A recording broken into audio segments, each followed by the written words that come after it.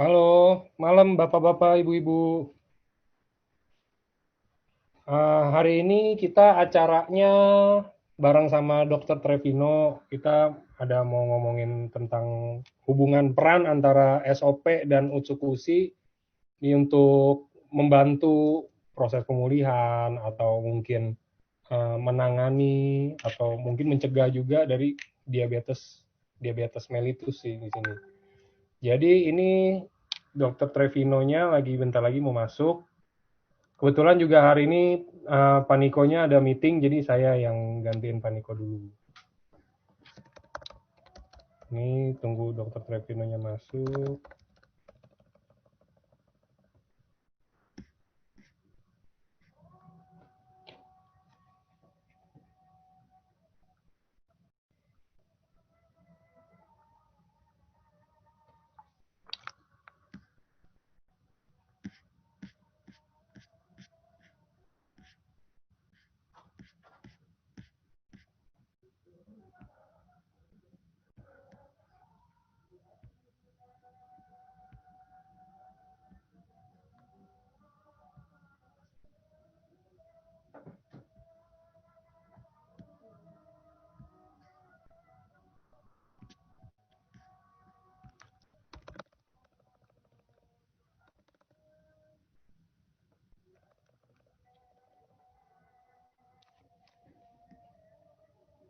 Iya, boleh nggak minta tolong Bapak-bapak, Ibu-ibu, ini kan kita udah full 500 orang. Kebetulan Dokter Trevino tadi ada kayaknya kendala teknis atau gimana, lagi telat. Boleh nggak mungkin keluar terus masuk lagi gitu loh. Kayak cuma satu orang doang sih, paling kayak begitu. Sampai Dokter Trevino-nya masuk aja. Dia soalnya kayak terlambat untuk ini aja sih, masuk ke dalam Zoom-nya. Mungkin kalau yang mau ini bisa dilihat dari Facebook, karena kita juga ada dari Facebook-nya juga, di Facebook Live Spasi Science, itu juga sama, ada saya live dari situ juga.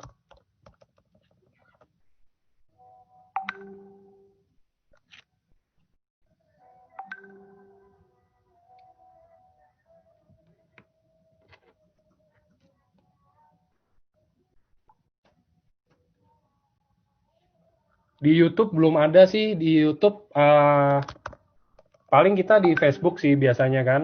Jadi kalau di YouTube itu di ini ya, saya taruh di chat ya untuk link Facebooknya. Oke.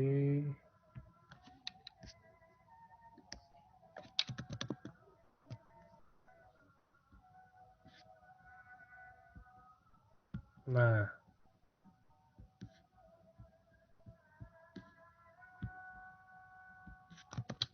Nah, itu saya udah taruh untuk link Facebooknya, itu Facebook kita, Facebook resmi kita.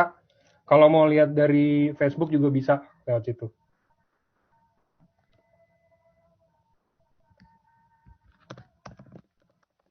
Nah, Dokter Trevino-nya udah masuk. Halo, Dok. Halo, halo, selamat malam. Aduh, Iya. Jadi perjuangan. iya, Dok, rame banget nih dari tadi nungguin dokter semuanya. Nah, jadi ini Dokter Trevino mau bawain hari ini untuk peran SOP sama Utsukushi terhadap diabetes ya, Dok ya. Ya, Jadi biar nggak lama-lama, udah saya langsung kasih ke dokter aja. Saya setelin presentasinya ya, Dok. oke, itu saya share screen saya. Oh, dokter mau share screen juga boleh, nggak apa-apa. Oke, asal dikasih izin Eh, dari saya hostnya kasih izin. saya co-hostin dulu ya. Ah, Oke. oke, bisa kelihatan ya? Coba bentar, masih loading. Nah, oke. Nah, suara saya cukup clear buat Bapak Ibu semua. Aman, Dok, harusnya. Jelas banget nih Udah suara. aman ya? Ya. Oke, selamat lanjut ya, Lanjut, Mas. saya persilakan Dokter Oke, Trevino langsung. ya. Terima kasih Bapak Ibu semua, selamat malam. Semoga semua dalam keadaan yang sehat.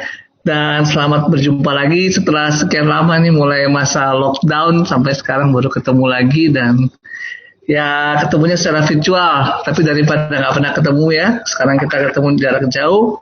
Dan pada kesempatan malam hari ini, saya diberikan judul tentang peran SOP dan eksekusi dalam penanggulangan diabetes mellitus. Mungkin sebagian dari Bapak Ibu ada yang sudah kenal, dan mungkin sebagian belum. Saya perkenalkan sedikit tentang diri saya. Jadi nama saya Trevino Pakasi, dan saya adalah seorang praktisi dokter keluarga atau praktisi kedokteran umum yang di Kabupaten Bogor. Dan sehari-hari juga saya menjadi dosen di Fakultas Kedokteran Universitas Indonesia.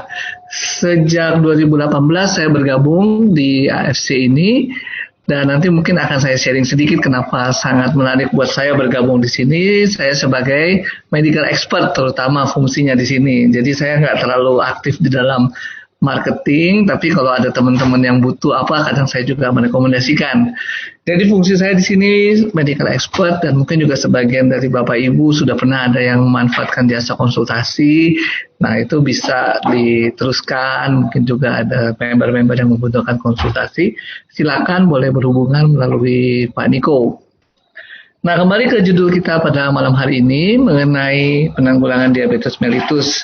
Saya kira ini bukan sesuatu yang asing lagi ya buat Bapak Ibu semua tentang penyakit ini, karena 366 juta orang diperkirakan mengalami diabetes, dan itu adalah data yang sudah lama, tahun 2011. Mungkin sudah naik lagi jumlahnya, karena diperkirakan tahun 2030 sekitar 500 juta orang mengalami ya. Data tahun 2011 itu sendiri menyebutkan ada sekitar 4,6 juta kematian disebabkan diabetes. Nah, jeleknya, ya bukan berita bagus pasti, 80% penyandang diabetes itu hidup di negara berpenghasilan sedang seperti di Indonesia ini, dan mereka kebanyakan justru usianya produktif, ya sekitar 40-59 tahun. 50% dari sejumlah orang yang diabetes ternyata nggak pernah ketahuan, ya, jadi nggak ada gejala. Karena kita juga nggak berasa ya, tahu-tahu dicek, gula darah saya naik. Hal yang sama juga dengan hipertensi, karena nggak pernah berasa, tahu-tahu dicek tensinya naik ya. Nah, ini data terakhir yang bisa kami dapat ya, adalah survei dari Kementerian Kesehatan tahun 2018. Data buat seluruh Indonesia, ternyata 2% dari penduduk mengalami diabetes mellitus. Kalau kita tanya, misalnya ada 100 orang nih, Bapak Ibu dari 500 sekarang ya, 100 orang kita tanya, Pak, pernah dibilang diabetes nggak? Bu, pernah dikasih tahu bahwa diabetes? Oh, ternyata dari 100 orang, 2 pernah didiagnosis sebagai diabetes. Atau kalau dari 500 orang, ada 10 orang di antara kita sekarang nih, pernah dibilang diabetes oleh dokter. Angka ini naik dibandingkan tahun 2013 ya. Jadi tahun 2013 sekitar mungkin ini sekitar 6% lah, kurang 1, sekian persen ya, dan ini naik sekitar 2% sekarang. Kalau ditanya semua umur dari 0 tahun sampai yang paling tua, ternyata ada 1,5% ya orang yang terdiagnosis diabetes. Nah, kalau di sini dilihat ya, kelompok umur yang paling tinggi nih ya, tadinya nggak ada 0, mulai umur 25 tahun sudah ada. Saya pernah dapat pasien yang umur 22 tahun mengalami diabetes ya. Umur 35 tahun ke atas mulai 1% ada ya. 45 tahun naik 3,9%. 55 tahun naik ya 6,3%. 65 tahun ke atas naik ya, turun sedikit 6%. Lalu 75 tahun ke atas turun ya sekitar 3%. Kira-kira apa nih Bapak Ibu ya? Kenapa setelah 75 tahun penderita diabetesnya jadi turun 3%? Apa kira-kira? Nah, benar ya jawabannya, bahwa mungkin sebagian sudah berpulang, sudah dipanggil lagi ke rumah Tuhan, jadi makanya turun jumlahnya ya. Nah, kalau Bapak Ibu lihat di sini, ternyata perempuan lebih banyak daripada laki-laki, lalu orang-orang yang tinggal di perkotaan lebih banyak daripada yang di pedesaan. Nah, ini kenapa? Ini mungkin sekali berkaitan dengan aktivitas fisik. Ya, jadi kalau di desa aktivitas fisiknya akan lebih banyak daripada di perkotaan. Dan juga Bapak Ibu bisa lihat di sini, perempuan mungkin dibandingkan laki-laki lebih kurang aktif dibandingkan laki-laki. Ya, itu ceritanya. Nah, kalau dilihat dari sekolahnya, pendidikannya, justru yang lebih tinggi ini adalah orang-orang yang tamat perguruan tinggi ya, mau itu D1, D2, D3, perguruan tinggi, mereka yang lebih banyak penderita diabetes. Mungkin kira-kira juga berkaitan dengan aktivitas. Karena mereka yang bekerja di yang sudah lulus perguruan tinggi, kerjanya biasanya lebih banyak di belakang meja daripada aktif ya, daripada aktivitas fisiknya dibandingkan dengan yang pendidikannya SMA ke bawah. Pekerjaannya juga nih 4,2% ditemukan pada PNS, TNI Polri, BUMN, BUMD. Ya jangan ditanya kenapa PNS ya. Nggak tahu deh kenapa PNS yang paling tinggi jumlahnya, tapi itu yang ditemukan ya. Sedangkan berikutnya nih ya, tidak bekerja menempati nomor 2. Ya artinya mungkin berkaitan dengan aktivitas fisik. Nanti yang PNS mikir-mikir sendiri kira-kira aktivitas fisiknya banyak nggak, sehingga kemudian ini kok jadi resiko tinggi nih jadi diabetes ya. Nah ini kalau dilihat lagi ya, tadi setelah ditanya-tanya nih ada yang diabetes nggak, itu ada sebagian dari sampel itu yang disurvei pemerintah dilakukan pemeriksaan darah. Ternyata kalau kita lihat sini 2013 hanya 6,9%, naik tahun 2018 jadi 8,5%, naik 1,6% dari penduduk yang di atas 15 tahun ya. Jadi 8,5% ternyata gula darahnya menunjukkan dia diabetes. Kalau disurvei oleh badan yang lain yang namanya Perkeni, ini adalah Perhimpunan Dokter Endokrin yang ahli dalam bidang diabetes, ternyata 10,9%. Sekali lagi tadi ya, tinggi nih jumlahnya, saya sekitar 11%. Karena di antara kita yang di atas 15 tahun diabetes, dan setengahnya nggak ketahuan. Kenapa nggak berasa? Kita nggak tahu bahwa itu diabetes, ya. Nggak ada keluhannya mungkin, atau mungkin juga ada keluhan, tapi orang nggak yakin ini diabetes apa enggak. Kayak apa sih sebenarnya diabetes itu? Nah, itu juga pasti sudah sering lah Bapak Ibu tahu ya, dan sering bertanya juga ya. Nah di Indonesia ada perhimpunan dokter yang namanya Perkeni. Ini dokter-dokter yang ahli dalam bidang endokrinologi, yaitu ilmu yang mempelajari tentang hormon. Di antaranya adalah penyakit hormonal diabetes. Mereka membuat kriteria seperti ini yang disebut diabetes kalau gula darahnya kalau puasa di atas 126 ya, satuannya miligram per desiliter. Itu pun harus puasa di atas 8 jam ya. Atau setelah diberi makanan ya di atas 200 mg dalam 2 jam setelah makan, atau diberikan challenge yaitu makan 75 gram gula. Kira-kira kalau kita 1 sendok makan itu 8 gram, kalau itu 75 gram kira-kira 10 sendok makan. Jadi agak enak ya. Dan 2 jam kemudian kita tes di atas 200, ini kemungkinan gula darah. Atau tanpa dites, tanpa puasa langsung diperiksa 200 mg. Mungkin lagi ke mall, datang ke apotek, ada yang menawarkan pemeriksaan, terus kita tes dari 100 mg, waduh ini kayaknya sih ya sakit gula, plus ada gejala-gejala poliuri, polidipsi, polifagi, apa tuh ya, poli itu banyak ya, banyak kencing, banyak minum, dan banyak makan ya. Kemudian ada penurunan berat badan yang tidak dapat dijelaskan sebabnya. Ada yang lebih canggih lagi, yaitu memeriksa HbA1c, yaitu gula yang berkaitan dengan hemoglobin atau protein yang membawa oksigen. Kalau di atas 6,5%, ini dianggap sebagai diabetes. Kriteria ini mengacu pada American Diabetes Association, hampir sama juga, ya, kriterianya tidak berbeda. Oke, nah kalau dilihat di sini apa sih dan bagaimana kita bisa mendeteksi bahwa diabetes atau tidak ya. Ini banyak nih terjemahan bahasa Indonesianya juga ada, slide-nya juga mungkin nanti bisa dibagikan ya. Nah, kita mulai dari sini ya.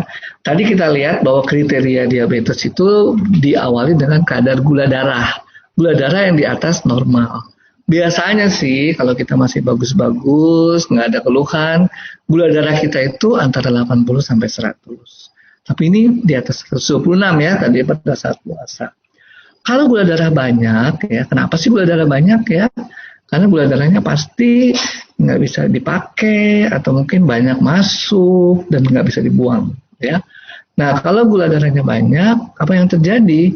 Tubuh berusaha membuang lewat ginjal. Makanya banyak kencing. Kalau banyak kencing, apa yang terjadi? Kan haus dong, kekurangan cairan. Jadi banyak minum. Lalu apa kemudian? Kenapa sih gula darah itu bisa numpuk di dalam darah? Nah, rupanya karena tubuh itu tidak bisa memanfaatkan gula yang ada di dalam darah. Gula itu harusnya ada di dalam darah, kemudian dalam kondisi 80 sampai 100 mg per desiliter, kemudian sel-sel tubuh ambil gula itu ya untuk aktivitasnya. Kalau dia kekurangan gula darah di bawah 80, orang akan berpikir, aduh ini kekurangan nih. Ya, kekurangan misalnya kalau puasa atau apa ya tidak makan ya, puasa dan orang merasa seperti kekurangan gula darah, dia mulai pusing, sakit kepala, ya, lapar, dia akan makan, ya. Nah, kalau dia kekurangan gula darah, kuncinya adalah ya makan, ya. Kalau Bapak Ibu nggak makan siang, mulai pusing, coba dikasih teh manis, pasti senang, pasti langsung segar, ya. Kenapa? Karena ada gula, dan gula itu sensasinya membuat kita happy, senang, ya. Artinya apa tadi gejalanya? Tadi banyak kencing, banyak minum, dan kemudian banyak makan. Nah, gula darah yang sedemikian banyak itu ya nggak bisa dipakai, tubuh merasa dia kekurangan gula terus, seperti orang puasa. Akibatnya apa? Banyak badan-badan lemak, sel-sel lemak dibuang, dipecah untuk menjadi gula, sehingga berat badan turun. Ya. Lalu dampaknya ke pembuluh darah, kebanyakan lari ke pembuluh darah. Apa sih yang terjadi ini kalau pembuluh darahnya rusak di di luka, ya luka susah sembuh. Rusaknya di mata, penglihatannya bisa kabur, ya. Rusaknya di saraf, rasanya kesemutan atau kebas.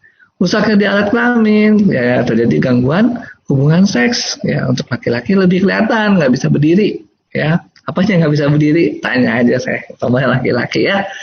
Nah, itu yang terjadi. Jadi gula darah dasarnya gula darahnya berlebihan karena tubuh merasa tubuh kekurangan gula darah, merasa kekurangan darah karena tubuh nggak bisa memanfaatkan gula darah tersebut. Kemudian tubuh melakukan pemecahan gula darah, makan yang lebih banyak lagi, ya. Kemudian dibuang oleh ginjal, ya, supaya apa? Supaya gula darahnya menurun, ya, sehingga banyak sekali dampaknya terjadi melalui peredaran darah. Nanti kita belajar lebih lanjut lagi. Kenapa bisa terjadi diabetes? Nah, ini Bapak Ibu bisa lihat ya, organ-organ yang mengatur. Pertama tentu karena banyak makan. Ini gambar usus ya, saluran cerna. Kalau kita banyak makan, gula darah akan naik. Gula darah itu akan diatur jumlahnya oleh hormon yang namanya glukagon dan insulin yang sama-sama dihasilkan pankreas. Jadi kalau pankreasnya mengalami masalah, tidak bisa menghasilkan salah satu hormon ini, gula darah akan numpuk, terjadi hiperglikemia. Organ apa lagi yang mengatur? Ini hepar, hati, ya. Hati ini mengatur gula darah. Jadi kalau misalnya kita kekurangan gula darah, dia akan perintahkan untuk memproduksi gula. Jadi kalau kita kelaparan, gula darah akan diproduksi misalnya dari organ yang namanya otot. Ya, otot dipecah, dibuang proteinnya, atau bukan dibuang ya, diolah lagi proteinnya, dijadikan gula darah. Otot ini adalah konsumen gula darah. Jadi dia seharusnya menggunakan gula darah itu sehingga gula darah turun. Contohnya kalau Bapak Ibu sakit gula, pasti disuruh aktivitas fisik ditambah, latihan fisik ditambah. Otak juga adalah konsumen gula darah. Jadi kalau gula darahnya turun, otak sakit, pusing, capek, lelah, ya, pengen tidur. Tapi juga kemudian kalau dia sebenarnya sakit gula, tapi karena gulanya nggak bisa diserap oleh otak, ya, nah itu juga mengalami gangguan otak. Otaknya nggak bisa ngatur lagi, ya. Ginjal fungsinya adalah untuk membuang gula, ya. Kalau gulanya lebih dari 100, dia usaha buang. Kalau gula darahnya kurang dari 80, yang terbuang diambil lagi, ya. Lalu di sini ada lemak. Lemak ini adalah supplier gula. Jadi kalau gula kita dari dalam darah kurang, lemak akan dipecah sehingga kemudian dibentuk gula. Nah, kalau sakit gula, ya, gulanya ada, tinggi bahkan, tapi tubuh merasa seolah-olah kekurangan gula. Lemak dipecah lagi. Tujuannya apa? Untuk mensuplai gula. Dengan lemak dipecah, berat badan turun. Nah, nanti dia bilang, kalau kayak gitu kita sakit gula aja dong ya, supaya kita kurus. Oke, apa sih yang menyebabkan? Yang menyebabkan tuh kuncinya ada di insulin di sini ya. Terutama untuk kita yang dewasa ya, yang lebih dari 20 tahun sudah sakit gula itu karena insulin. Insulin itu bentuknya seperti ini, proinsulin ya. Kemudian dibuang bagian yang abu-abu ini sehingga terjadi insulin. Plus sisanya namanya pepsida bebas. Sisanya ini nanti di recycle lagi oleh tubuh kita. Jadi insulin dibentuknya seperti ini ya. Dan gunanya apa? Dia seperti kunci, anak kunci ya, masuk ke lubang kunci. Kalau anak kuncinya pas, lubang kunci bisa diputar, kuncinya terbuka ya. Nah, si lubang kunci ini namanya reseptor insulin, anak kunci yang namanya insulin. Pintu ini adalah untuk memasukkan gula darah ke dalam sel. Dengan gula darah masuk ke dalam sel, kemudian sel bisa beraktivitas menggunakan gula darah tersebut. Oke, rumit amat nih ya. Rumit sekali. Mudah-mudahan nggak terlalu rumit, tapi kalau mau tanya silahkan ya nanti di akhir ya. Lalu apa yang harus dilakukan? Tadi kita sudah tahu ya, organ-organ yang mengalami kerusakan terutama karena insulin dan reseptornya nggak klop. Ada kunci dengan lubang kuncinya tidak cocok. Itu bisa diatasi dengan obat ya. Kemudian untuk itu setelah minum obat kita harus pantau terus gula darahnya. Kemudian komplikasi-komplikasi yang lainnya. Kemudian tadi kita lihat otot adalah konsumennya, konsumen gula darah. Sehingga dia harus terus latihan fisik secara teratur. Sehingga gula darahnya dipakai. Nah, tadi kita lihat juga usus adalah supplier. Makin banyak kita makan, makin banyak gula darahnya. Sehingga kita dianjurkan diet yang seimbang. Sesuai kebutuhan kalorinya dengan kerjaan kita. Dengan kondisi tubuh kita. Ya, kalau kita mau menurunkan berat badan, misalnya kalorinya diturunkan. Nah, insulin nanti supaya nggak kacau, saya kasih gambar yang lain. Insulin like growth factor, karena ini berkaitan dengan produk SOP. Ya, SOP dikatakan adalah menghasilkan atau men-trigger regenerasi sel dengan memicu IGF-1 ya. Kalau sekilas dilihat nih insulin seperti ini, IGF-1 seperti ini hampir mirip ya. Saya juga nggak tahu persis nih ya di mana letaknya mungkin. Tapi IGF-1 jangan dibilang bentuk KW-nya insulin, enggak ya. Namanya juga sudah growth factor. Jadi dia tugasnya growth factor, meregenerasi sel. Bentuknya saja seperti insulin, makanya dikatakan insulin like growth factor ya. Nah, sebelum kita lebih lanjut, tadi sudah sempat disinggung bahwa diabetes itu berkomplikasi terutama ke aliran darah. Ya. Kenapa gula? Gula kan dipecah ya. Gulanya numpuk, gulanya tumpuk, kemudian karena gula numpuk, tubuh berusaha memproduksi gula terus karena dia merasa kelaparan, kekurangan gula, dipecahlah sel-sel lemak, ya, dibawa untuk diolah menjadi gula. Kemudian juga protein dipecah, dibawa ke hati untuk diolah menjadi gula. Numpuk di darah, membuat sumbatan, membuat sesuatu kekacauan di darah, pembuluhannya mengalami kekacauan. Akhirnya apa? Dampaknya ke semua organ yang diperdarahi. Contohnya di kulit, ya. Kulitnya ada di mata. Mata kalau suplai darahnya berkurang, fungsinya juga menurun. Bisa terjadi katarak. Atau layar di belakang di sini ya, namanya retina, layar di belakang mata. Juga mengalami gangguan. Yang pasti ada komplikasi ke peredaran darah. Komplikasi ke ginjal, dasarnya juga di peredaran darah. Peredaran darah di ginjal terganggu, yang seharusnya bisa memfiltrasi atau menyaring gula, ya. Juga bermasalah di jantung, juga terjadinya di pembuluh darah jantung, juga di hati, di tulang, ya. Itu adalah komplikasi-komplikasi diabetes. Paling bahaya atau yang paling kita harus waspadai, jangan kena jantung koroner, kemudian juga jangan sampai gagal ginjal, ya. Kalau ginjalnya bocor, protein keluar terus, lama-lama ginjalnya akan rusak, ya. Fungsi ginjal menurun, ya. Itu juga.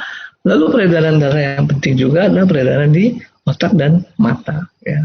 Mata itu komplikasinya mengalami gangguan penglihatan yang disebabkan layar di belakang mata ini tidak bisa menangkap cahaya. Nama penyakitnya retinopati. Oke, itu mungkin yang penting-penting yang kita harus waspadai, komplikasi dari diabetes melalui kerusakan pembuluh darah. Lalu apa hubungannya dengan produk kita? Produk kita ini paten nomor satunya dikatakan cell regeneration effect. Ya, jadi membantu memperbaiki sel, mengaktifkan kembali sel-sel yang tidur, yaitu sel-sel stem cell tadi. Ya, saya belum sebut tadi ya. Sel-sel yang meregenerasi tubuh kita. Nah, kembali tadi kita cerita bahwa dasarnya gula diabetes ini, gulanya tinggi, kemudian merusak pembuluh darah, sehingga kemudian suplai darah, suplai oksigen di jaringan tersebut mengalami gangguan. Dengan gangguan tersebut terjadi kerusakan dong, baik dari sel kemudian ke jaringan yang lebih luas. Nah, disinilah peran dari SOP, ya, yaitu meregenerasi sel. Jadi di dalam SOP itu dia men-trigger kembali regenerasi sel, sehingga sel kemudian ada di dalam jaringan itu sel-sel yang muda, namanya sel-sel stem cell, yang kemudian meregenerasi diri dan bisa aktif lagi membelah diri mengganti jaringan yang rusak. Ya. Kalau di dalam marketing kita dikasih istilah namanya sel terapi, ya. Sel terapi sebenarnya punya arti tersendiri, tapi di sini kita pinjemlah istilahnya untuk marketing kita, yaitu mengobati sel yang punya potensi untuk meregenerasi diri, dibangunkan lagi, diaktifkan lagi, distimulasi lagi sehingga terjadi peremajaan dan kemudian mempercepat proses penyembuhan. Ya. Nah, si SOP ini merangsang sehingga kemudian sel-sel yang rusak bisa teregenerasi. Nah, kemudian apalagi yang terjadi? Tadi kita bicara suplai darah ya. Suplai darah itu, darah kan mengandung Hb, hemoglobin yang membawa oksigen. Jadi kalau oksigennya berkurang ke jaringan, terjadi namanya stres oksidatif. Stres oksidatif itu memacu terjadinya penuaan. Makanya yang terjadi prematur aging. Ya, ini juga terjadi pada proses kanker. Ya, sehingga dibutuhkan harus peremajaan, ya. Nah, peremajaan sel ini atau sel terapi yang diusung dalam marketing kita adalah tubuh membantu sendiri dirinya untuk recovery. Tadi dengan efek dari SOP untuk meregenerasi sel. Kemudian tubuh dipacu untuk meregenerasi dirinya. Tapi juga kemudian ada isu lain. Kalau kita sekarang perlu membelah diri, selnya perlu memacu untuk memperbanyak diri, tentu perlu makanan. Karena nggak bisa semuanya dari SOP. Kalau ada yang tahu berapa beratnya SOP? Nanti lihat di kemasannya ya, 3 gram satu saset kira-kira. Ya, 3,8 gram. Nah, sedangkan kalau kita makan sehari-hari, kita bisa makan sampai 500 gram. Kalau makannya banyak, kalau makannya banyak sekali, mungkin 1 kilo ya. Tapi kalau ada yang kuat makan 1 kilo hebat banget ya. Nah, jadi kalau punya makanan yang bagus, ya makanan itu adalah supplier protein. Jadi semua jangan digantung di SOP, ya karena SOP-nya cuma 3,8 gram. SOP tujuannya men-trigger. Sedangkan untuk kita memperbanyak sel, kita perlu makanan yang sehat, perlu kalori, ya. Kemudian dilatih, nggak dilatih. Oh, kita makan, terus kita nggak latih. Akhirnya apa? Jadi lemak, kita makin lebar, ya, makin gemuk ya. Jadi kita harus tetap melatih diri, memperbanyak aktivitas fisik kita. Nah, di sini ya, tadi sudah sempat disinggung, paten nomor 1 SOP, Bapak Ibu bisa ringkas di sini, membantu merangsang regenerasi sel. Kemudian pada jaringan-jaringan tubuh yang rusak. Tadi kita sudah belajar rusaknya karena peredaran darah yang tidak lancar. Kemudian apalagi jaringan yang harusnya memproduksi insulin namanya pankreas juga diperbaiki oleh si SOP ini ya. Juga jaringan yang rusak karena stres oksidatif ya. Nah, ada yang tahu isinya apa SOP? Selain peptida ya, saluran peptida, isinya juga ada vitamin C dosis tinggi. Itu merupakan antioksidan, juga glutathione yang juga merupakan antioksidan. Jadi melawan stres oksidatif melawan proses kerusakan jaringan oleh karena stres oksidatif. Oke, mungkin nanti kalau ada yang bertanya di chatting dulu aja atau disimpan oleh host ya. Efek paten yang kedua yaitu efek dalam perbaikan sirkulasi pembuluh darah. Bapak Ibu bisa lihat nih contoh di dalam pembuluh darah ya. Pembuluh darah yang rusak ini timbunan lemak seperti ini di dalam lapisan dalam pembuluh darah, kemudian menyebabkan sel-sel darah ini nyangkut ya, nggak bisa lewat ya. Nah itu yang terjadi. Kemudian itu membuat apa? Suplai oksigen di jaringan tersebut berkurang. Kemudian terjadi stres oksidatif, rusak jaringan. Nah, si SOP100 ini berfungsi membersihkan pembuluh darah Anda. Ya, jadi kalau kita lihat sebenarnya berkaitan dengan paten nomor 1 juga, yaitu meregenerasi sel. Lapisan dalam pembuluh darah ini adalah sel-sel yang mudah meregenerasi diri, sehingga juga kemudian terjadi perbaikan dari lubang saluran pembuluh darah kemudian lebih licin, lebih mulus, peredaran darah bisa berjalan dengan baik. Ya. Nah ini paten nomor 2 kalau kita mau ringkas dan kita mau sampaikan kepada teman-teman kita, saudara-saudara kita yang diabetes, ya, si peredaran darah ini diperbaiki sehingga mencegah stres oksidatif. Ditambah dengan produknya mengandung vitamin C dan glutathione. Lalu di sini kita melihat efek dalam metabolisme, yaitu orang yang gendut-gendut bisa berkurang berat badannya. Tentu saja juga harus aktivitas fisik ya. Tadi kita bilang makan tapi nggak aktivitas fisik, terus kita bergantung pada SOP ya nggak berhasil ya, obesitasnya tetap berjalan. Mekanismenya bagaimana sih? Tadi kan dikatakan bahwa dia men-trigger sel untuk meregenerasi diri, sehingga untuk kebutuhan energi ya metabolisme meningkat. Bisa diambil juga dari lemak, ya. Masuk akal sebenarnya, tapi sekali lagi harus seimbang dengan diet kita dan dengan aktivitas kita. Jangan sampai kita diet lebih banyak. Bapak Ibu yang baru minum SOP pasti akan merasakan kelaparan, pengen makan lagi, karena memang metabolismenya dirangsang untuk untuk aktif, ya, sehingga kemudian meregenerasi diri, ya. Nah, untuk orang-orang tertentu yang mengatur balance-nya dietnya, ya, tentu akan bisa mengurangi jumlah lemak. Nah, di dalam proses diabetes, ya, obesitas atau kegemukan itu adalah salah satu faktor risiko diabetes, dan itu sudah dimulai sejak kita masih kecil. Jadi please Bapak Ibu ya, bayi-bayi, anak-anak balita itu jangan dibuat jadi cabi terus kita seneng banget, jangan ya, karena itu yang membuat apa? Membuat bakat jadi gemuk nanti setelah kita jadi dewasa. Jadi itu dimulai ternyata sejak kita kecil ya. Please ya, yang penting adalah berat badannya sesuai dengan pertumbuhan yang diharapkan. Bapak Ibu bisa lihat KMS misalnya, ikuti aja seperti itu ya. Lalu yang produk kedua ada yang namanya utsukushi. Pasti Bapak Ibu juga sudah dengar bahwa isinya adalah salmon DNA. DNA itu adalah inti sel, bahan apa namanya ya. DNA itu kalau bisa dikatakan buku pintarnya sel, ya. Jadi kalau kita membentuk sel baru, kita harus punya cetakannya, si DNA ini harus sama persis, ya. Dengan sama persis terjadi sel yang sama persis, ya. Tentu saja ini DNA ketika dia membentuk sel yang baru, satu DNA induknya jadi cetakan, kemudian ada DNA lain yang ikuti cetakan itu, bikin fotokopinya, kemudian terjadi sel yang kedua. Nah, si DNA ini dari mana nih? Ya, salah satunya tentu dari produk salmon DNA kita. Kalau kita mensuplai DNA, kita akan membantu sehingga DNA yang baru terbentuk, ya, sel-sel baru bisa terbentuk juga. Regenerasi sel bisa terjadi. Dalam utsukushi juga ada probiotik. Nah, probiotik ini meningkatkan peran dari natural killer cell. Natural killer cell ini juga salah satu fungsinya mencegah infeksi. Infeksi ini bahaya, atau peradangan juga pada dasarnya berbahaya pada penderita diabetes. Karena peradangan, infeksi meningkatkan kadar gula darah.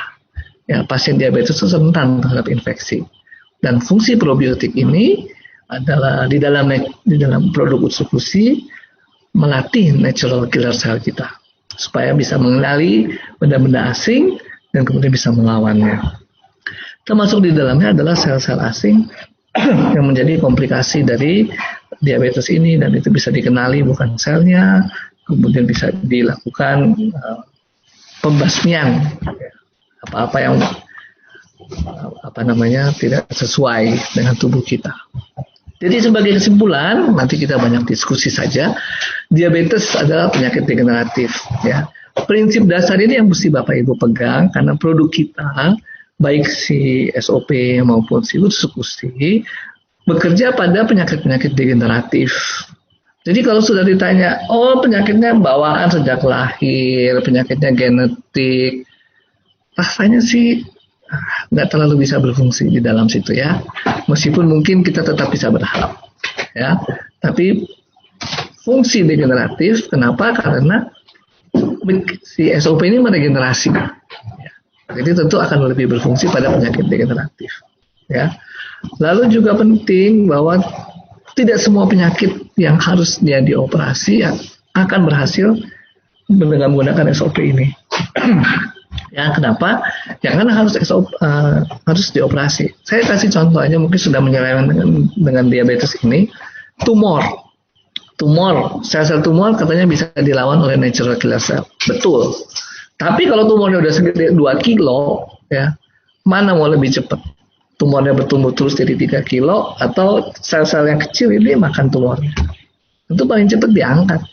Ya, jadi jangan juga kita berkeras dengan sesuatu, ya, tapi melupakan yang lain. Kayak kita boleh believe, boleh percaya, tapi kita juga melihat kondisi kita secara kontekstual, ya. Nah, salah satu akar dari diabetes, poin yang kedua adalah kegemukan, ya. Kegemukan ini dengan paten nomor 3 dari SOP diatasi sehingga menuruni risiko, ya. Dampaknya, komplikasinya adalah pada pembuluh darah, dan ini pun juga diselesaikan oleh paten nomor 2 SOP. Kemudian kita bisa mencegah perburukan diabetes dengan latihan fisik dan makanan yang baik, ya. Tadi SOP sudah dijelaskan berperan dalam regenerasi sel dan perbaikan jaringan, ya. Juga mencegah perburukan di tingkat seluler dengan cara apa tadi? Yaitu karena dia mengandung antioksidan, melawan stres oksidatif. Kemudian usukusi membantu menyuplai bahan baku sehingga regenerasi sel yang di-trigger oleh SOP bisa terjadi.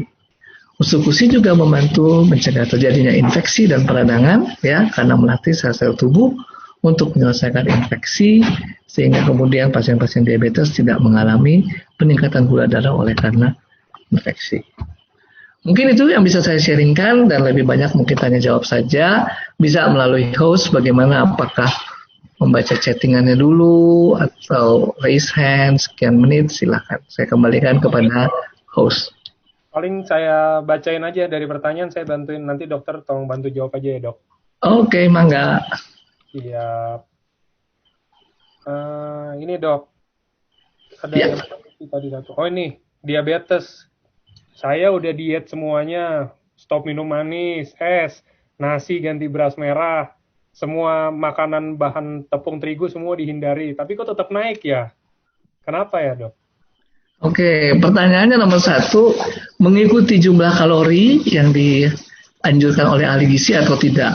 Kalau belum dianjurkan, lebih baik tanya sama dokternya jumlahnya jumlah kalorinya berapa. Kenapa? Tadi kita sudah tahu banyak organ yang mengendalikan, ya, gula darah. Ada hati, salah satunya yang penting jawabannya adalah di hati. Kalau kita puasa kebanyakan, ya, kan tadi sudah di awal dijelaskan bahwa diabetes itu kebanyakan gula darah, tetapi tubuh merasa kekurangan. Jadi tubuh akan memproduksi lagi gula. Lalu kita puasa lagi, atau kita menjaga ini, menjaga itu, nggak mau makan ini, nggak sesuai dengan jumlah kalori yang diharapkan. Akhirnya tubuh kekurangan juga, sehingga tubuh produksi gula sendiri. Jadi sekali lagi, kita tidak bisa hanya di obat saja, tidak bisa di satu produk saja, tidak bisa di latihan fisik saja, semuanya harus sekaligus, ya. Mungkin saya nggak bisa sangat spesifik dengan kasus yang bertanya, tapi kalau mau Japri boleh, silahkan. Boleh nanti Japri Dr. Trevino aja ya. Tadi siapa tuh yang tanya? Jovan. Sip. Ya. Oke dok, pertanyaan kedua. Ini contoh kasus apa ini kayak emang udah ada pasiennya sih. Orang tua kami umur 68 tahun. Menderita diabetes dan hipertensi. Dan saat ini stroke. Lumpuh di tangan kanan. Hal ini udah berlangsung 7 tahun. Apa masih mungkin nggak dok kalau pakai SOP atau Otsukushi? Untuk apa dulu nih ya? Untuk stroke atau untuk diabetesnya ya? Sekali lagi diabetes berfungsi tadi. Nah stroke ini mungkin kita harus bikin session lagi ya sendiri. Tapi memang sudah teori terakhir dari kedokteran juga ada namanya kemungkinan saraf itu meregenerasi diri. Jadi emang kita harus telaten. Tapi pasti ya nggak secepat kalau sakit kulit sembuh cepat, kalau sakit stroke sembuhnya mungkin lebih lama ya, lebih rumit lah, nggak semudah organ-organ yang gampang meregenerasi diri. Kulit itu meregenerasi dirinya gampang, tapi sel saraf agak susah. Tapi emang teori terakhir bisa ya dimungkinkan. Ya, ini ada lagi. Mau tanya, ada teman katanya sejak lahir udah kena diabetes tipe 1. Sampai sekarang usia 21 tahun, sehari harus suntik insulin 3 kali. Apakah SOP dan Otsukushi bisa membantu mengurangi pemakaian insulin ini? Atau setidaknya membantu memperbaiki organ? Ya, kalau tipe 1 ini kelihatannya apalagi sejak lahir ya, itu genetik ya. Sekali lagi kalau genetik, penyelesaiannya mungkin nggak bisa di SOP dalam arti gini, pankreasnya ya sudah mengalami masalah ya sehingga nggak bisa memproduksi insulin.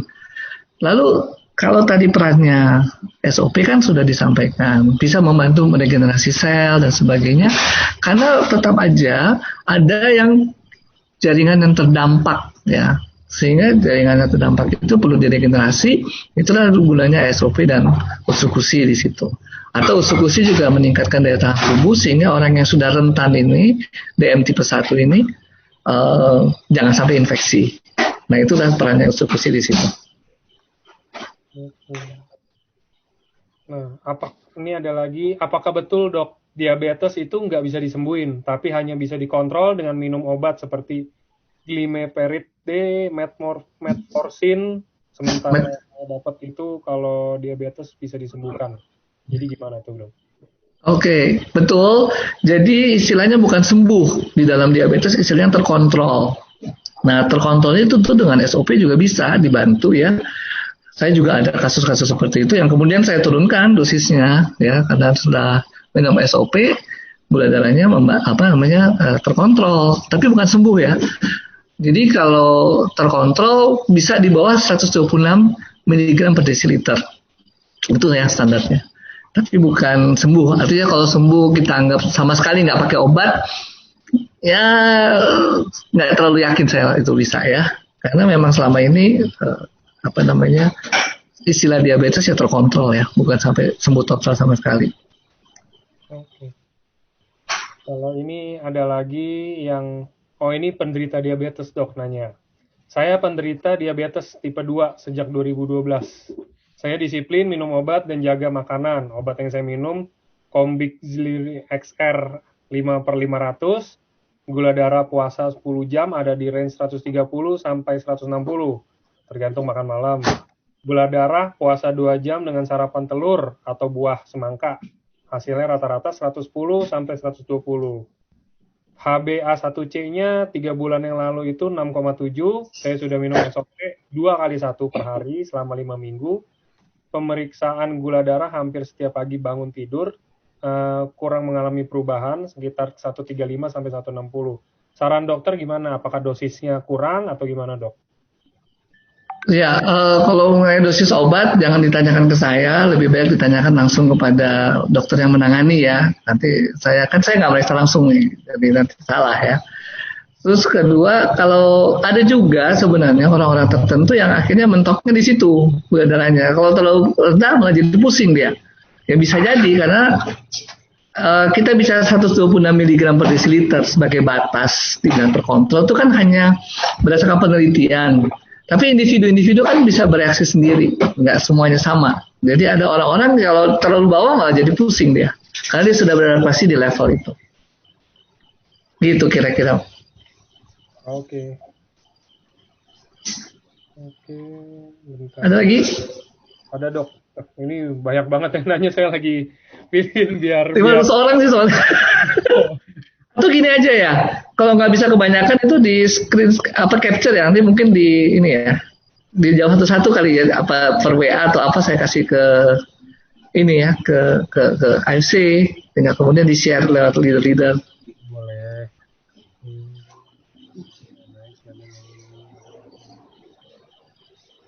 Oke, ini mengantuk saya gagal ginjal kronik. Oh ini, mama saya gagal ginjal kronik tapi belum pernah cuci darah. Sudah pasang Simino di Juni lah, tanggal 4 Juni. Hasil lab itu kreatin 6,3, ureum 223, HB-nya 8,6, dan ELFG-nya itu 7. Konsumsi SOP tanggal 20 Juni, 1 saset dibagi 3 campur air. Sudah minum 8 hari karena takut katanya kaget kalau kena badan. Cara minum seperti ini efektif? Harus diterusin atau enggak dok? Atau gimana? Yang satu saset dibagi 3 itu? Oke, kenapa nggak sekaligus ya? Itu mungkin juga. Soalnya nggak usah dibagi 3, boleh sebenarnya 1 kali ya. Langsung diminum supaya nggak kaget ya. Harus dilihat juga sih apakah proteinnya juga keluar di urin apa tidak. Karena nanti kalau emang ada kebocoran protein, mungkin juga kita harus lebih taktis ya supaya nggak kebuang. Terus yang kedua juga kalau gagal ginjal kan isunya nggak boleh kebanyakan air. Nanti kalau nggak jadi bengkak. Nah itu yang kemudian kita harus lihat. Mungkin lebih bagus 1 saset aja tapi kalau di bawah lidah, jadi nggak nambah air. Juga langsung diserap kali sama tubuh ya. Gitu. Itu saran aja. Tapi saya nggak bisa lebih spesifik ya. Saya mesti lihat orangnya dong ya. Nah ini banyak yang nanya, boleh share nomor handphone dokter gak? Mau tanya-tanya katanya. Boleh aja sih sebenarnya, cuma nanti gimana ya mekanisme, jangan sampai 24 jam saya nggak. Paling kalau enggak nanti ya kita kumpulin aja, nanti baru tinggal dokter jawab itu gimana. Kebanyakan sih selama ini lewat leaders ya, lewat leaders, kebanyakan lewat leaders. Tapi kalau mau yang sendiri-sendiri, ini iklan nih. Saya juga ada di Halodoc ya. Jadi ambil aja apps Halodoc dan sendiri-sendiri aja kalau mau yang kayak gitu. Tapi kalau mau lewat leaders, selama ini lewat leaders sih yang lain-lain. Ya, supaya ada saringan, jangan terlalu banyak juga. Nanti 24 jam saya cuma jawab PA terus jempol saya nanti. Betul.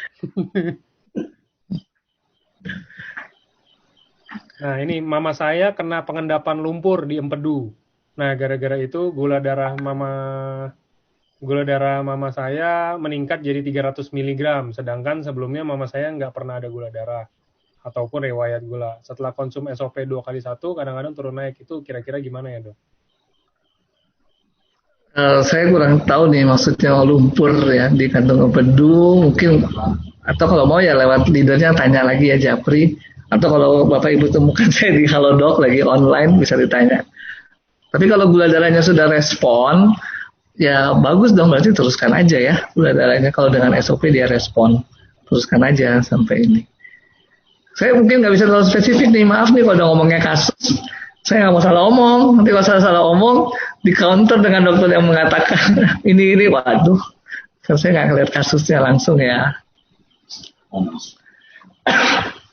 Kalau ini mama saya stroke udah 2 tahun karena darah tinggi, asam urat, dan kolesterol.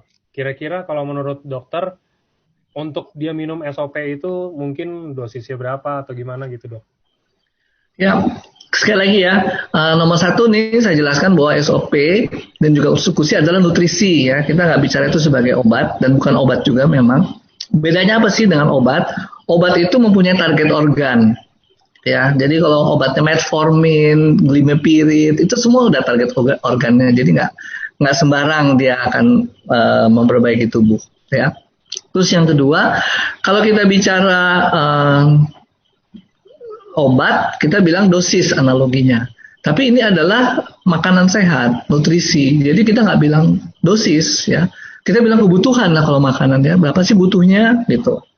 Nah sebenarnya sudah dianjurkan, jadi sudah dilakukan riset tentu saja oleh AFC dari Jepang, disarankan satu kali satu term main itu 6 bulan dan 2 kali sehari ya. 2 kali sehari itu at least gitu ya, sehingga pada 1 bulan tuh kita perlu 2 box. Tapi kita boleh ningkatin ya. Kenapa? Karena sebenarnya itu nutrisi sehat. Jadi ini bukan suatu suatu obat. Jadi kalau obat kan kita nggak boleh naik-naikin sendiri atau nggak boleh turun-turunin sendiri. Karena itu ada efek sampingnya, ada komplikasi yang kita mesti hindari. Tapi kalau itu adalah nutrisi, ya makan misalnya sehari-hari, kita bisa tambah makanan kita atau kurangi makanan kita tergantung kebutuhan kita sendiri. Itu kira-kira. Jadi ya seperti tadi dianjurkannya memang mulai dari 2 kali 1 saset, tapi kita bisa naikin sendiri, bisa 2 saset sehari, 2 kali 2 saset ya, dan ditambah dengan konsumsi kombinasi itu boleh. Oke.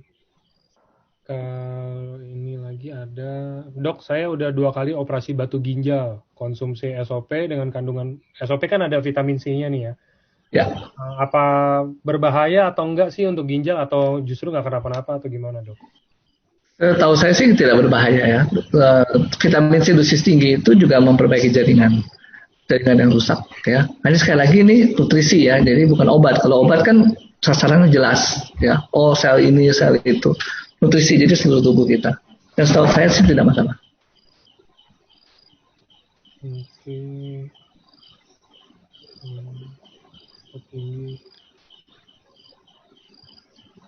Ini udah dijelasin sih kalau ini tadi ada yang nanya bisa lepas suntik insulin atau enggak, itu mungkin ya sedikit atau cepat atau lambat pasti inilah kalau rutin ya nggak sih dok?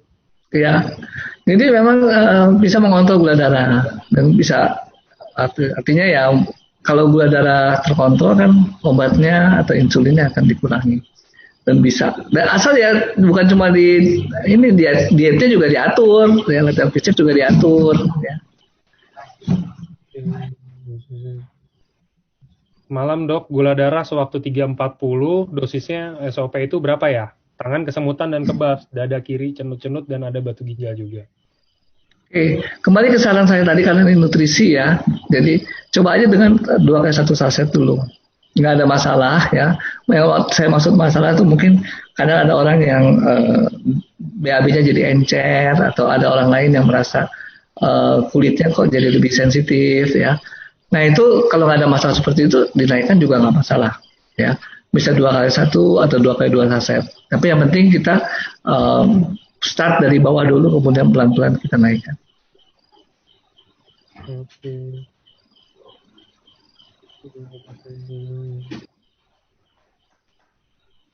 Oh ini, papa saya pernah ada history cancer, limfoma, sudah pernah kemo 5 tahun yang lalu, tapi sekarang kok tiba-tiba badannya sering gatal-gatal. Apakah dengan minum SOP bisa membantu dok? Oke.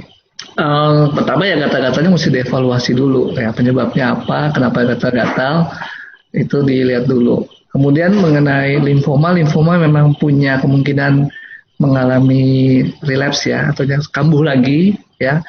Nah sebenarnya sebelum kambuh atau jarak ya sekian lama usukusi diharapkan bisa membantu ya karena dia mendorong fungsi natural killer cell tadi.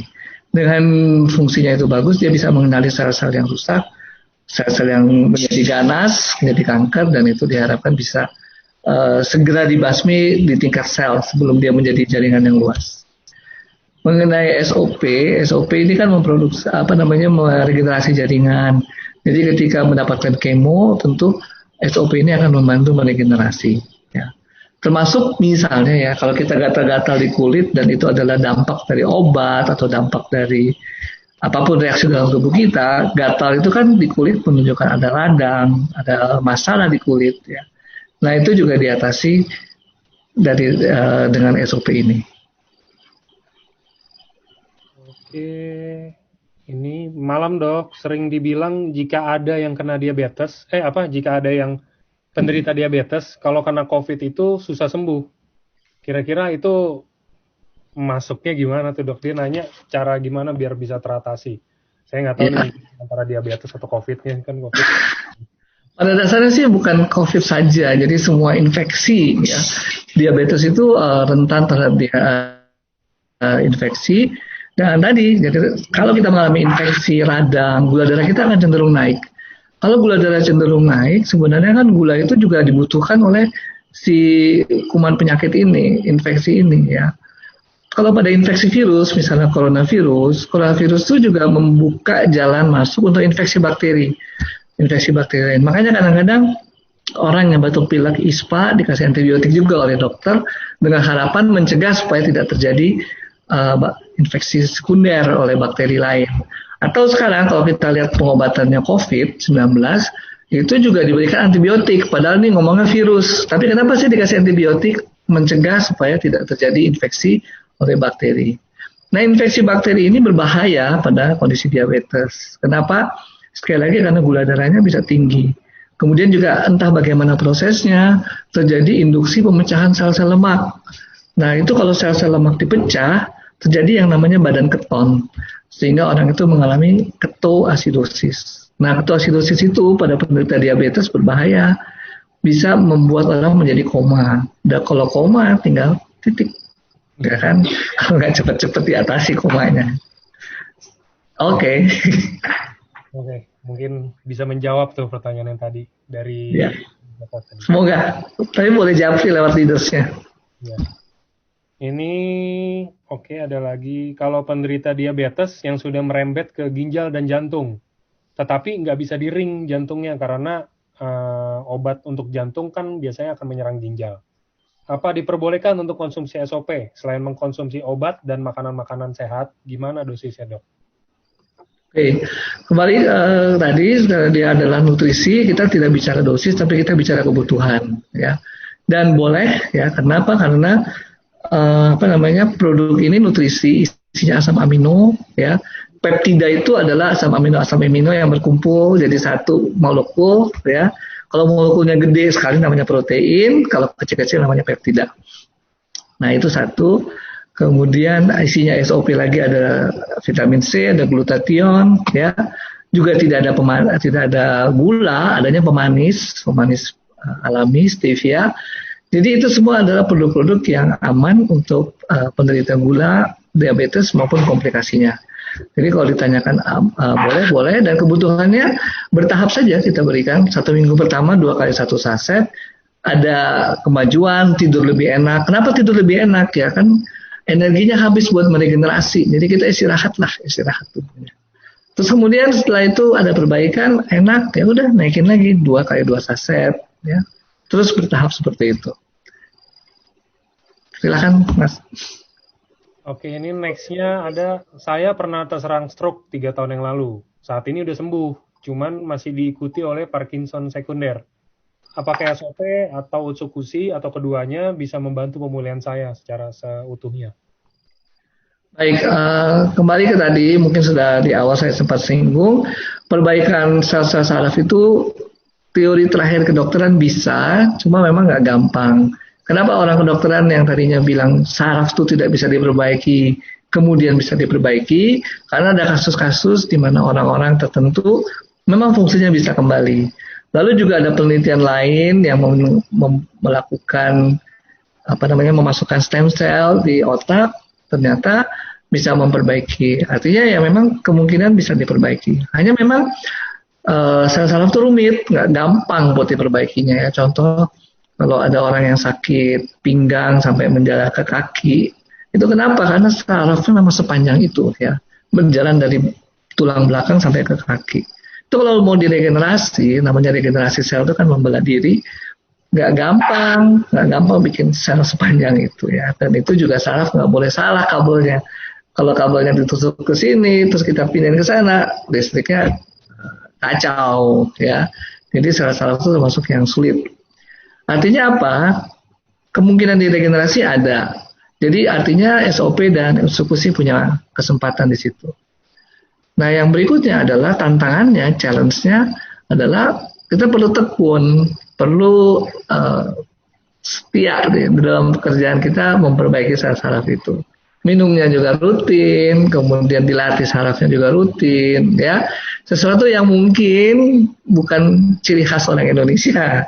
Orang Indonesia maunya buru-buru semua, ya.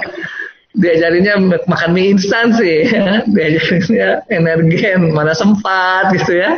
Itu orang Indonesia kurang di situ. Ya, harus telaten. Oke, Mas. Ini ada menarik ini nyambung sama pertanyaan dokter barusan. Kenapa sih Dok, kok terapi itu dianjurin 6 bulan? Kenapa dianjurkan 6 bulan? Jadi ini nutrisi ya, sekali lagi, bukan obat. Kalau obat itu dengan dosis kecil ya, target selnya ada. Langsung kita bisa melihat efek ya. Sedangkan perbaikan regenerasi jaringan itu kan nggak cepat. Regenerasi itu membutuhkan waktu ya. Contohnya aja sekarang gini, misalnya kita kena COVID ya, kan kenapa sih ada istilah namanya OTG ya, orang tanpa gejala tapi sudah menyebarkan virus, karena ketika virusnya masuk belum terbentuk tuh antibodinya, perlu waktu sampai 14 hari, makanya rapid testnya negatif ya, nggak ketemu padahal dia ternyata sudah masuk virusnya. Jadi kembali ke analog dengan kondisi itu ya, kita perlu waktu untuk mendevelop ya jaringan kita. Lalu kalau kita bilang jaringannya satu-satu sel gitu ya, yang nggak berasanya setelah jadi jaringan ya. Jadi kalau kita bilang, aduh kok saya nggak ada keluhan, ternyata darah tinggi, ya selama jaringan nggak rusak, kita nggak akan berasa keluhannya. Diabetes juga sama, kok nggak ada keluhan, tahu-tahu bilang gula darahnya tinggi. Selama jaringan nggak rusak, nggak ada keluhan. Dan kebalikannya, kalau jaringan itu terjadi penyembuhan, ya selama dia belum berbentuk sampai sebesar jaringan, mungkin kita nggak berasa. Ya, tumor kita nggak akan tahu kalau jaringannya belum jadi gede. Ya, kalau masih kecil-kecil, tingkat nggak akan berasa. Ya, kira-kira seperti itulah. Makanya perlu waktu 6 bulan supaya ada waktu Bapak Ibu bisa mengamati. Oh, bener nih, ya, berbeda nih, kulit makin cerah, ya, atau mungkin apa ya, ya macam-macam lah, ya, tergantung Bapak Ibu semua apa yang terjadi. Oke.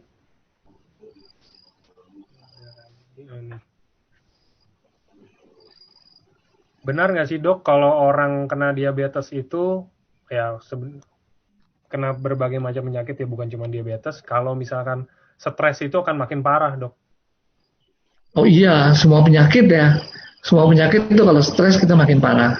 Makanya satu hal juga kenapa saya bergabung di sini ya, karena banyak sekali dokter sebenarnya mungkin ya yang nggak terlalu percaya dengan alternatif medicine ya. Ini sebenarnya termasuk alternatif medicine karena menurut mereka pembuktian secara saintifiknya atau penelitiannya masih kurang.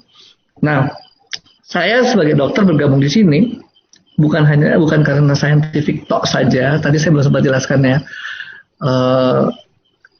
Di sini ada hal yang lain yang menyembuhkan kita, yaitu belief ya, keyakinan kita. Dan itu nggak bisa kita salahin. Jadi kadang pasien ketemu saya mau minum ini, mau minum jamu ini, apa segala macam. Selama dia itu kemudian membantu dia, ya saya nggak akan bilang, oh jangan, gitu ya.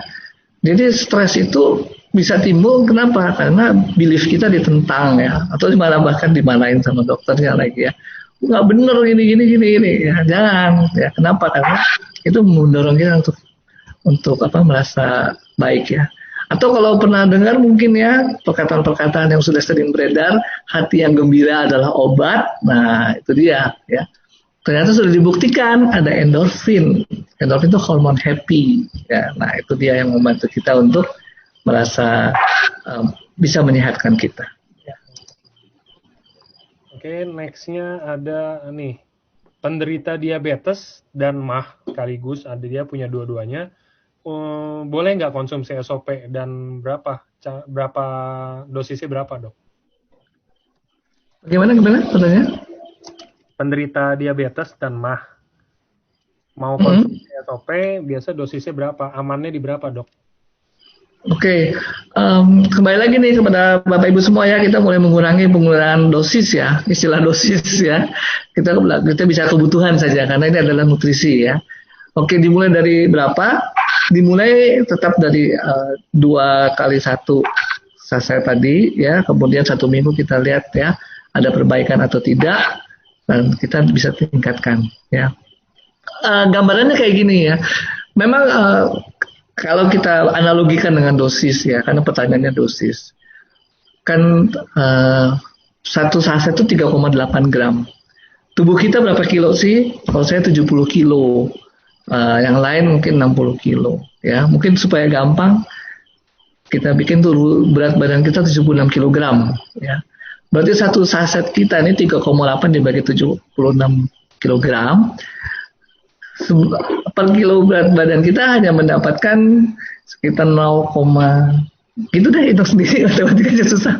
Sedikit sekali ya. Coba 3,8 gram dibagi 76 kilo. Sedikit sekali yang kita dapat. Artinya apa? Kalau kita makan makin banyak ya sebenarnya makin bagus ya. Dan nggak ada ceritanya bahwa dosisnya itu akan berlebihan. Kalau obat iya ya. Nah kalau obat itu kan kita menghitung dosis itu berdasarkan berat badan. Makin gede badan kita dosisnya makin gede. Ya kira-kira kasarnya kayak gitu ya. Sama seperti ini. 3,8 gram SOP dibagi seluruh berat badan kita.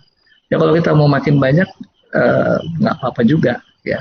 Kira-kira kayak gitulah perhitungan dosis. Karena kita juga SOP ini kan sebenarnya kita makanan kesehatan ya dok ya. Maksudnya, betul. Jadi malah nggak ada dosis-dosis harusnya sih. Betul. Jadi kita bilang aja, kalau kita mau bagi sama rata seluruh sel-sel kita kebagian semua ya, kita makannya ya lebih banyak tergantung berat badan kita ya. Tapi ya, saya lagi mesti aktivitas fisik ya, badan kita jangan kelebihan ya berat badannya. Turunin lah ya supaya makin sehat. Oke.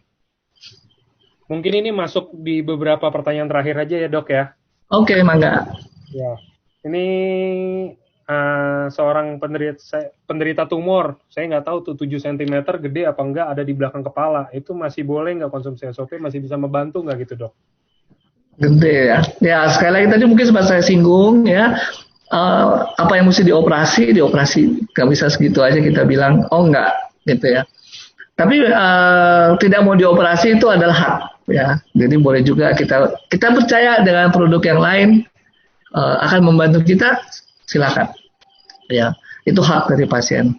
Kalau dibilang membantu, memang klaimnya membantu karena si Utsukushi itu meningkatkan fungsi natural killer cell yang bisa mengenali kanker atau bukan kanker. Bisa membantu. Hanya sekarang kecepatan dia makanin sel-sel kita yang tumor dibandingkan kecepatan tumbuhnya tumor mungkin kalah cepat, mungkin ya. Saya nggak tahu persis kasusnya seperti apa. Jadi kalau dibilang bisa membantu, bisa membantu.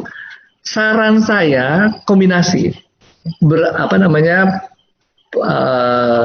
pengobatan cara barat ini dengan juga alternatif dengan Utsukushi atau dengan SOP.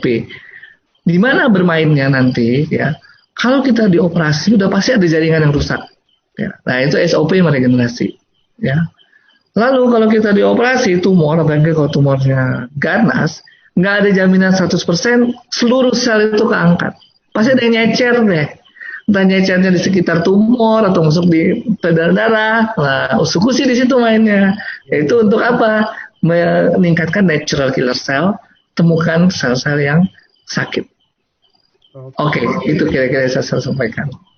Oke, ini kayaknya last ya dok ya. Ini bagus pertanyaannya menanggapi yang dokter barusan jelasin juga soalnya. Oke, ada ini kena kanker usus besar. Sudah dioperasi hingga anusnya dipindahkan ke samping perut. Oke. Kansernya udah merambat ke rahim dan kata dokter udah nggak bisa diangkat dok. Gimana dok?